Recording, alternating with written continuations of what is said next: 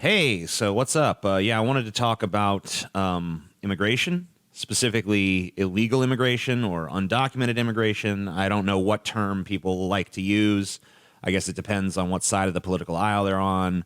I don't really want to get hung up on the terms. What we're talking about is people who come into this country, usually by crossing the southern border. They come across illegally and they are seeking work. I'm talking about those people. I'm not necessarily talking about refugees who are like, I'm here to escape the cartels or something like that.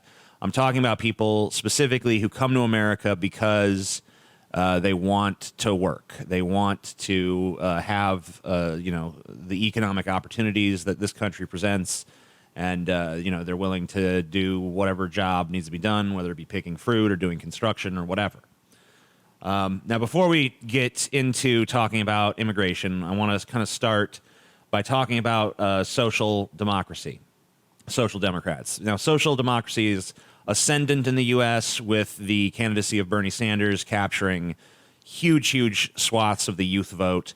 I think Bernie Sanders got more voters under 30 than all of the other candidates combined in the recent New Hampshire primary. So obviously, this up-and-coming generation is really more prone to embrace social democracy. Now, Bernie Sanders does not call himself a social democrat. He calls himself a democratic socialist, which democratic socialist means something totally different in Europe. But thanks to Bernie Sanders popularizing the term here, it's now kind of confused, where what Europeans think of as a democratic socialist and what we think of as a democratic socialist is different. What we think of as a democratic socialist, they would call a social democrat. So when I use the term social democrat in this video, I'm talking about Bernie Sanders, even though that's not how he describes himself. And I'm also talking about some of these European social democratic parties. And so while social Democrats may be on the ascent in the U.S., in Europe, they've been in decline for, a couple of decades now. And why wouldn't they be? Because, most of the stuff they've championed has already been implemented. So they've got no bold new ideas to excite the populace of their relative. Obviously, it's different country to country. You can't just treat Europe like it's one homogenous thing. But, overall, social democracy has been in decline. Social democrat parties have been in decline. And it's because they've become kind of the centrists there. They've become kind of the centrists because they've pushed their societies enough to the left that they're now in the center. And, voters, may say that they want centrism. They may say that they want the preservation of the status quo. But at the end of the day, centrists are not passionate. They're not highly motivated. They're not the people who go out and knock on doors and make phone calls. No one fights that hard for the fucking status quo. People fight hard for, as Barack Obama used to fucking say every other sentence, change.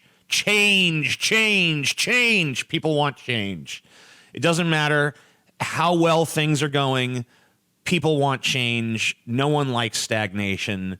And even the people who do like stagnation, they're not passionate about it. They're they just kind of sit around. Yep, things are all right. I guess we're good. I don't need to do nothing. They just kind of rest on their laurels. As a result of that, and as a result of some immigration conflicts and some cultural clashes and stuff like that, a lot of these right-wing parties in Europe have become kind of ascended. They're like, hey, society's gone too far to the left, especially on this immigration issue. And there's a lot of tensions there with Islam, Islamic people entering into these European countries, not becoming assimilated into that culture. And, then they say, hey, they get to the point where there's enough Muslims there and they say, hey, we don't respect the laws of this society. We want to be governed by Sharia law. And it's like, okay, well, why'd you come here then? Just stay in a country where Sharia law is already the fucking order of the day. Whatever. We don't need to get too far into that, at least not in this video.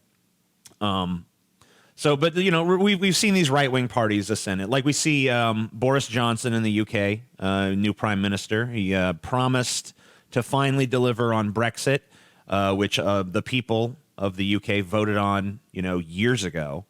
It was, and the will of the people hasn't been respected there. And it's a shame. I mean, I just want to say, I don't have strong feelings about Brexit. I don't live in the UK. It's not really, doesn't really affect me. So, I have no strong feelings on it one way or the other. I wasn't deeply involved in the debate around it or any of that stuff. But, the people voted for it. You live in a democratic society. And when I say a democratic society, I'm not talking about pure democracy. I'm talking about any society wherein the people are able to vote on representatives or able to vote on referendums or able to vote on propositions or whatever the fuck. I'm talking about any society that includes that component to any extent. So when you put it up for a vote, hey, should we do this Brexit thing or not? And the people say yes, then you fucking do that. You do that. You don't fucking hold it off for years and years. You don't try to have more and more votes on it. You do the will of the fucking people. Otherwise, what's the point? Don't even bother giving them the vote if you're not going to fucking respect the will of the people. So Boris Johnson promises, I'm going to finally deliver on Brexit. He won. Jeremy Corbyn, who was the leader of the Labour Party, lost pretty decisively.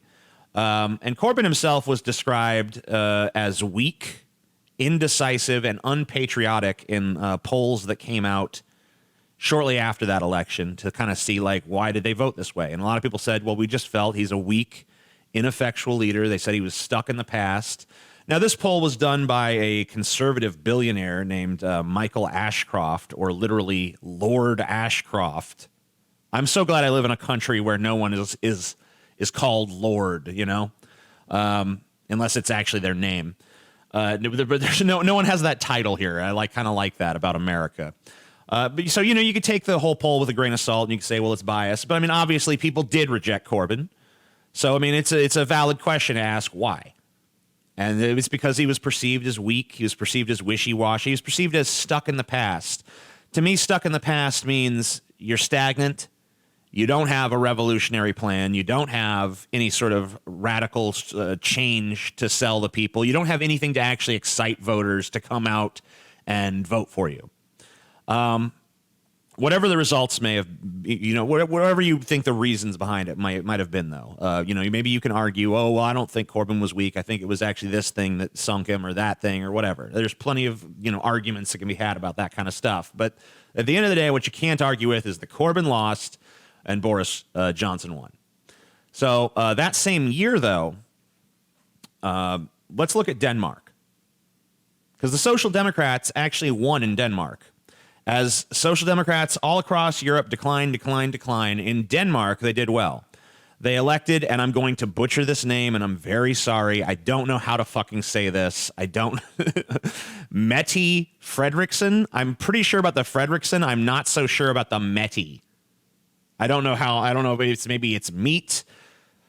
Maybe it's pronounced. I don't know. I don't fucking know, okay? And she's the country's youngest ever prime minister. She's a social democrat. And not only did she won pretty big, considering how many candidates there were in the race. It's not like an American thing where there's, two parties. There's lots of parties, but she won a pretty decisive victory and, for her country. But there's a twist. There's a little twist in this. So while a lot of her policies would be familiar to the left wing, with plenty of, we're gonna, climate change and economic justice and all that stuff. That's all still part of the platform. But her stance on immigration, which has become the stance of the Social Democrats in Denmark, is decidedly different than what you'd see in the American left. Let me read to you a little bit. I have an article here from NPR. I'm going to just read you an excerpt from that article about this Denmark election from 2019. Denmark's Social Democrats have tacked hard right on immigration. Working closely with colleagues across the aisle in Parliament, they passed laws aimed at sending or keeping refugees to their home countries rather than integrating them. Their platform includes a Marshall Plan for Africa intended to stem the flow of migration by improving conditions at the source. But Social Democratic Party members have also played a part in headline-grabbing initiatives more commonly associated with hardliners, like a law allowing police to seize jewelry and other assets from refugees, a burqa ban, and a plan to put certain rejected asylum seekers on an island previously used for infectious disease research. Now, they didn't end up doing that island thing, by the way, okay? So the island thing didn't happen. The burqa ban, that's very much a thing. Stealing stuff from refugees when they enter your country, that's very much a thing in Denmark. And they were both championed by social democrats. Now, it's simplifying things to say what I'm about to say. So just keep that in mind. But she's kind of like Bernie Sanders with Trump's position on immigration. Hard as that is to imagine. Now, look, I don't think it's fair necessarily to say, by the way, that they took a hard right on immigration. Because there is a left-wing argument against illegal immigrants, undocumented immigrants. Once again, don't care about the terminology. They enter the jobs market, and they drive wages down by virtue of their willingness to work cheap. It's often said by Americans on the left that, immigrants do the jobs that Americans aren't willing to do. That's kind of the defensive line there. Well, look, they're not stealing our jobs. They're doing the jobs that Americans aren't willing to do. But I think the reality may be closer to saying that they do the jobs that Americans aren't willing to do for slave wages. And, it's of a tremendous benefit to many business owners, large business owners, small business owners, even individuals. It's a huge benefit to them to hire undocumented workers who represent a workforce willing to settle for longer hours, lesser pay, and worse working conditions. And it's not like they don't unionize, they don't demand that their rights. They're just happy to not be in fucking Honduras or whatever the fuck, So Bernie Sanders actually does make a more moderate form of this left-wing argument against illegal immigration when he talks about the problem of immigrant exploitation and outsourcing. Donald Trump tells us every day how much we're supposed to hate and fear the undocumented. But as a businessman, he hired hundreds of undocumented workers to work in his resorts so that he could exploit them. Donald Trump, the fraud, told us that we should worry about the outsourcing of good-paying American jobs, but as a businessman, he manufactured his products in Mexico, in China, in Turkey, and in other low-wage countries. Bernie has been pretty vocal on the issue of outsourcing for many years. It's hard to find even like one Bernie stump speech where he doesn't at least allude to it once, the problem of outsourcing. He talks about good-paying American jobs being shipped overseas where workers are paid a fraction of what they would be here. And he's right. Plenty of Americans have lost work because their jobs were shipped overseas, or they were just shipped across the southern border because there's no sea between us and Mexico, obviously. At least I don't think there is. Do we get a new sea? Can anyone let me know on that? Plenty of Americans have lost their work for those exact reasons. And, it's not racist to say that. No one even says it's racist to say that. And is that real? That's not in the best interest of American workers to allow this sort of rampant outsourcing to take place. That's in the best interest of mega corporations. I mean, if you're going to say it's in the best interest of American workers, I'd like to know how. Probably the only argument you could really make is, well, it keeps prices low. When we get this, when we build things with, we move a manufacturing job from America where someone's getting paid, $16 an hour or $10 an hour, whatever the fuck you're paid, and we ship it over to Mexico where they're getting $2 an hour, and there's no unions and there's no, obviously some of those savings are passed on to the consumer, so it keeps, costs low. But, I don't really see how it doesn't really matter how low costs are when no one in America can afford shit. I just read an article today that said 1 in 3 Americans, by the time they get their paycheck, they've already spent all of the money from their last paycheck. Like their paycheck literally doesn't take them to their next paycheck. That's 1 in 3. 1 in 3. A full third of the country is living paycheck to paycheck. Just can't even stretch that dollar far enough to get to their next paycheck. So that's not a fucking tenable. That's not a tenable fucking position for this country to be in. If you have I don't know. I believe, anyway, I believe, this is my personal belief. If you have a fucking job, it should pay you enough to live, and it should pay you enough that you have the option of socking a little money away so that you can actually build up a savings. So Bernie makes the case in that clip I showed a little bit earlier that Donald Trump, by hiring undocumented immigrants, not only deprived American citizens of jobs, but he also exploited those immigrants that he hired because, they don't have any bargaining power. They're here illegally. They're working for peanuts, and they're not even in a position to ask for more. They're not in a position to ask for fairer treatment. The only reason that they're here is because there's jobs that they're willing to do for lower pay than any American would do those jobs for. So that is a form of exploitation. You can't have it both ways on this. You can't have it both ways on this. If Trump hiring undocumented immigrants is depriving Americans of jobs and is exploiting that immigrant labor, that means that everyone who does, Trump is not a special case here. Everyone who does that is taking away American jobs and is exploiting immigrant labor, undocumented immigrant labor.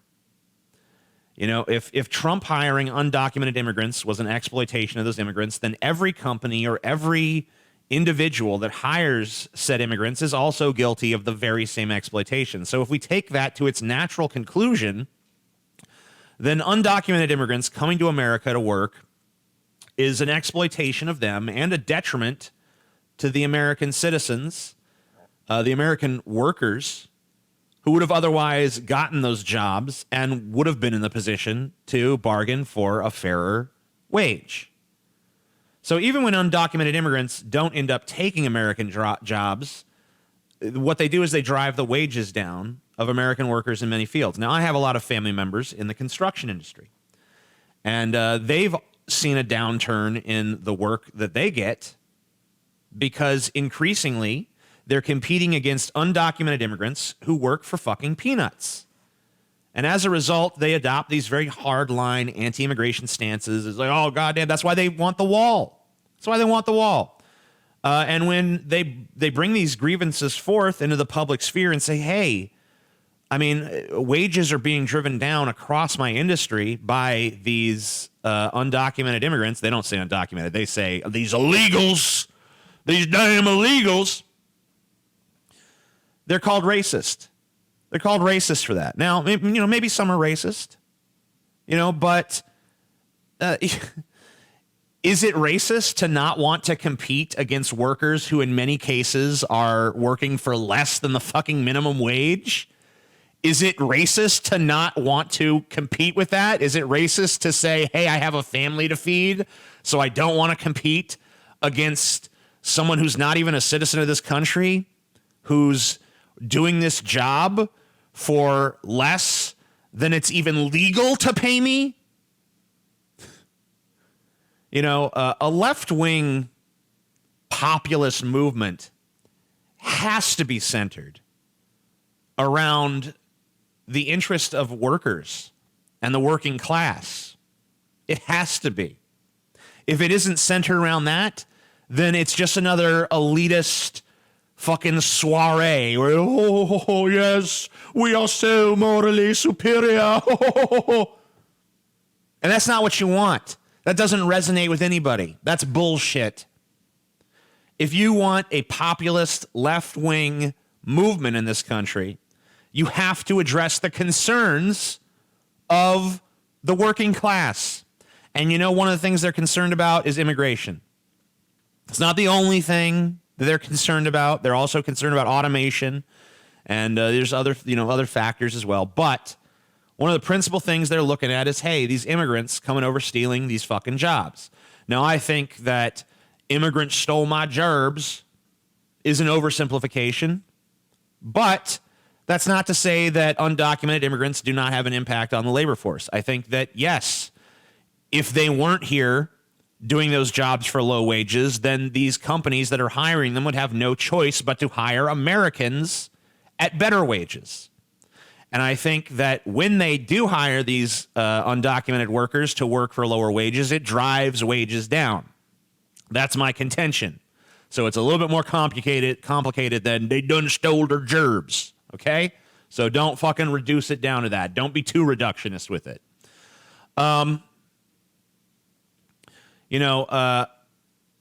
When working class people say they don't want to compete against undocumented immigrants, the left should listen. That's the point here. Because in Denmark, the Social Democrats did exactly that, and they won. So listen, what am I advocating here? Am I advocating that we start doing the Denmark policies, that we start, we got to ban the burqa. Got to ban the burqa. That's anti-free speech. The government shouldn't be telling people what clothes they can wear. Fuck that. That's not on the table for me.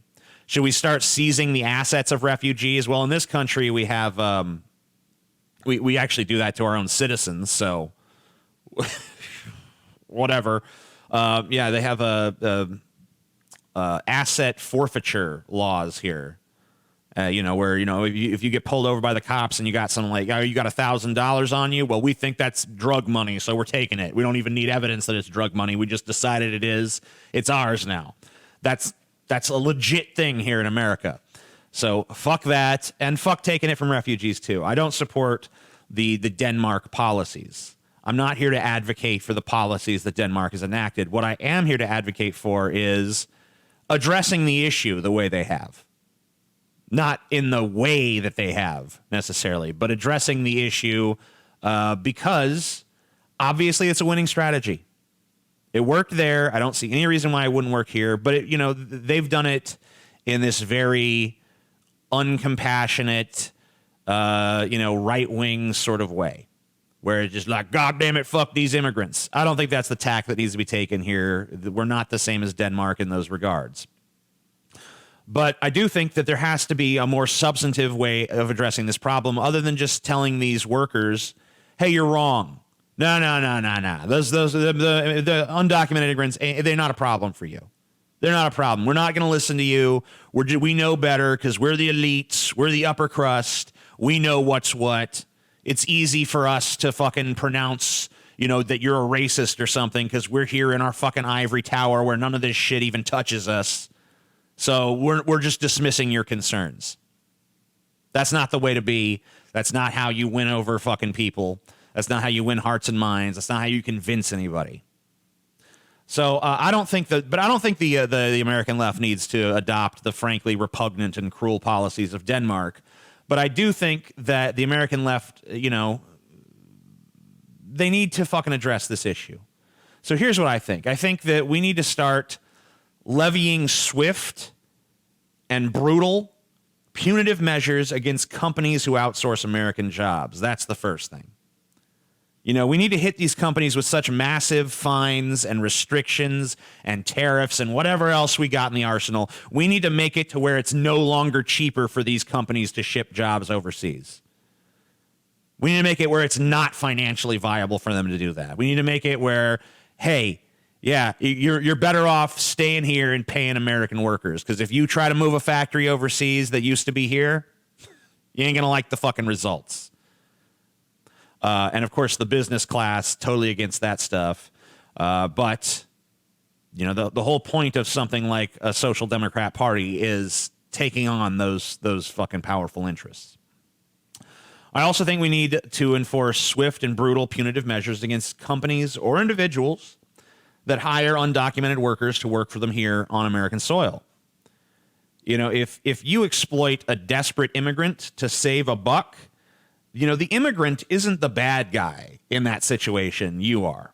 If you hire an undocumented immigrant instead of an American citizen, you're not going to save money. You're going to pay through the nose when you're caught. And you won't be hiring, maybe you won't be hiring anyone anymore because you might just find yourself out of fucking business. So then the problem becomes, well, if we get rid of this source of cheap labor, you know, that's going to cause prices to rise. You know, that's why, in my opinion, we need to raise American wages. You know, we need that $15 an hour minimum wage that Bernie Sanders has been out there championing. Now, one thing that he doesn't do that I would do, or that I would encourage, you know, like-minded people to advocate for, is don't just raise the minimum wage to $15 an hour. Tie that bitch to inflation. Have that fight now so that we don't have to keep doing this. Because, you know, $15 an hour minimum wage might sound fucking great now, but then the dollar continues to inflate. And, you know, the next thing we know, $15 an hour ain't shit. So tie it to inflation. Make the wage fair, make the wage a living wage, and then tie it to inflation or tie it to cost of living or tie it to some factor that ensures that it will keep going up in perpetuity to maintain its value throughout the years. And if you don't do that, then you're just going to be having this fight again in another decade or two. I also think we need a far more robust social safety net so that people are not forced to pay out of pocket for things like health care, you know, prescription drugs, child care. You know, I think we need a very robust welfare system that ensures that everyone has access to food, clothing, housing, and all those things that are an absolute necessity for a human being. Because why even have a society if we can't provide those things? Now, you know, I know a lot of people, when they hear that, they start saying the words nanny state. You know, well, I don't see anything wrong. I'll be honest with you. I don't see anything wrong with a nanny state if that's what it takes to ensure that every single American citizen has food, clothing, shelter, and other basic human necessities. And I know the argument there is that people aren't going to work if all of that's provided for them. You know, that's the conservative counterpoint. Oh, the people aren't going to work. It's just going to make people lazy. You know, and I let me just say that. I think they're going to work. I think they will. Because most people are not going to want to live in government housing. They're going to want a nice house. Most people are not going to want to be on fucking food stamps. They're going to want to go to the grocery store and buy whatever the hell they fucking want. You know, people are ambitious. People want nice things. They don't want some bare minimum do nothing existence where, like, okay, technically you got a little fucking box you can live in and you got some fucking, here's your government cheese. You know, they don't want that. It's good to have that as a bare minimum so that you know no matter how far you fall or how fucking badly you start out, there's always, hey, I'm not going to be out on the street. There's going to be a place for me. It's good to have that as the, like, what we're talking about is taking the bare minimum, like the worst. Hey, you know, instead of living in a tent city and wondering where your next meal is going to come from and begging on the street, you're going to have a little box. You know, a little small apartment or something, and you're going to have, you know, some government issued shit. And it's going to fucking suck. It's going to be a shitty existence, but it's better than living on the street, and it's better than eating fucking, you know, baked beans near a garbage fire or whatever the fuck. Or, you know, raiding the McDonald's dumpster. But people in America, they want things, you know, they want nice things. We're a consumer fucking culture. You know, people want a big house. They want a nice car. They want a big screen TV. They want the latest video game system. They want all the bells and whistles that you need a fucking job to afford. So I don't buy into this idea that if we raise the bare minimum standard of living, that somehow that's just going to make people totally complacent and they're just going to surrender to that and just be like, I will eke out a fucking miserable existence, you know, living on the government dole. I don't think most people are going to do that. Will there be some Probably, but those people already exist. And it's not going to be the majority. It's not even going to be close. It's going to be a tiny sliver of people. So I don't know. I don't think that. I just don't want people huddle around garbage fires in tent cities, dying of preventable illness and stuff like that. That's where I'm at. I don't think that should exist. And really, I'll just be frank with you. To my way of thinking, no one can really describe themselves as a patriot if they're willing to accept that, some people are going to live in tent cities. If you're willing to look at your fellow Americans, living in a tent under an overpass, then you're not a fucking patriot in my mind. No one can claim to be a patriot if they're willing to let their fellow citizens die of preventable disease. If you don't give a fuck about Americans, then how do you expect me to believe you give a fuck about America? Right? Right. And why are we letting people die of preventable illness in the first place? Is it freedom? Is it liberty? No, it's to protect healthcare profits. It's to protect, the insurance companies, the pharmaceutical industry. Like, why is that a priority? It's a priority to make sure those guys get rich? No. The reason that we have a pharmaceutical industry is because we need drugs. We need prescription drugs to treat illnesses.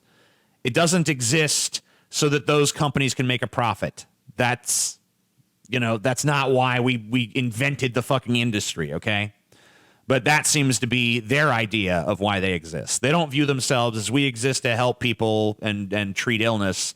They view themselves as we exist to make massive fucking record-breaking profits and hoard it all for ourselves and, nickel and dime people to death, literally to death. No one can claim to be a patriot if they backstab American workers by outsourcing jobs and by allowing unmitigated waves of foreign labor to flood the U.S. job market. That's the one that some of the liberals don't want to fucking hear. But if you're willing to say, hey, I think that these Mexican nationals deserve this job more than the American factory worker who just had his job stripped away from him. I think that, these undocumented laborers who are coming here and working for less than minimum wage are, that they deserve that job more than an American working a, fair wage. You're just not a fucking patriot at that point. You're just not. You can't be. Because you don't give a fuck about your fellow fucking citizens. So just own up to it and say, yeah, fuck America. Fuck America, fuck patriotism, whatever. And that's a perfectly valid position. I don't have any problem with people not being patriotic. But just don't tell me you are if you fucking despise your fellow Americans. You can't fucking say out of one side of your mouth, oh yeah, God bless America. But then out of the other side, fuck them pieces of shit. Fuck every piece of shit I see. Can't do it. You can, you're just a piece of shit. That's fine.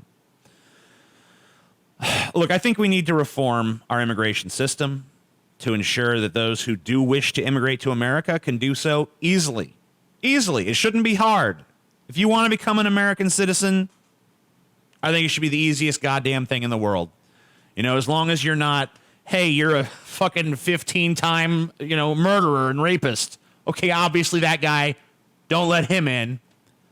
But, upstanding fucking person willing to work, yeah, let him in. Let him in. But let him come in and let him compete as a fucking full-fledged American citizen who's not able to then come in and undercut American labor as an undocumented immigrant is. Because if you're an undocumented immigrant, you're constantly scared of being deported. So your boss has perpetually got that over you. You're trying to unionize? Oh, bullshit. Go back to Mexico. Go back to Mexico. Oh, we don't have to pay you the minimum wage. You're not even here legally. You're not even here. As far as the records are concerned, you don't even exist. They can't compete on that level. They can't compete on that level. They got to become full-fledged American citizens and compete on a level fucking playing field. So that's how it should be done. As far as undocumented immigrants who have already been here for a number of years and have established lives, I see no problem. Make them citizens. Quit fucking making them live in this twilight zone of fucking uncertainty. Stop allowing them to be used as a political bargaining chip. You know, like Trump, oh, well, I'll let them be citizens, but you got to give me this, this, and this. It's like, no. No. These are people. They're not fucking bargaining chips. They've been here forever. They're established here. Let them stay. Let them be American citizens. That should be that. But, we're not going to stop the flow of illegal immigration into this country by building some easily thwarted fucking wall. Okay? We're not going to... The way you're going to do it is you're going to make it clear there is no work here for those who immigrate illegally. And we're going to do that by fixing our overly complicated legal immigration system, which is a nightmare. And we're going to penalize businesses and individuals who hire undocumented immigrants. And that's what I think needs to be done. I think Bernie Sanders is actually part of the way there already. I think he may be further in that direction than I think he is. But he's just scared to spell it out because he doesn't want to be labeled with the various aspersions that'll be cast his way by these like neoliberal globalists who just want to put big business over workers and use the racism accusation as a shield. Like, oh no, you can't get me. Because if you fucking dare stand up for workers in this situation, we'll call you a racist. You just hate Mexicans. No one. Well, I'm not going to say no one hates Mexicans. But, most people don't fucking hate Mexicans. And most people don't have a problem with legal immigration. I think that, a lot of people don't understand how broken the legal immigration system is and how arbitrary it is. So I think we do need to make that a lot easier. But we need to make it to where when these people come here searching for economic opportunity, which is a good thing. It's a great thing that we live in a country that offers that. But when they come here looking for that, it has to be clear you're going to go and compete on a level playing field. You're not going to go and undercut, other citizens, because at that point they are citizens. We can't have this black market of illegal cheap labor that Americans are then expected to compete with. They can't do it. They shouldn't have to. It's outrageous to just think that they should, and it's doubly outrageous to call them racist if they don't want to. So what I'm advocating for here is an ethical, compassionate, multi-tiered approach to immigration that I would like to see more leftists speaking out in support of, because it doesn't make sense to be an American working class movement if you're not going to stand up for the American working class. But anyway, I'm just rambling to hear myself talk at this point. Let me wrap it up. I'm the Amazing Atheist. Peace the fuck out. Do all the cool shit that I like you to do, thumbs up. Or, hey, fuck it. If you hated it, thumbs down. Boo, you suck, TJ. Do that if you want. Subscribe. I have a Patreon, the Pessimist Productions Patreon. You can support that. There's lots of stuff you can do. All the shit. You got to hit the stupid alert bell. And I think there's like 2 alert bells now. You got to fucking, I don't know. Just, all the shit to do. There's a bunch of links below. Follow me on all that social media and all that bullshit. Yeah, that's it. We're good.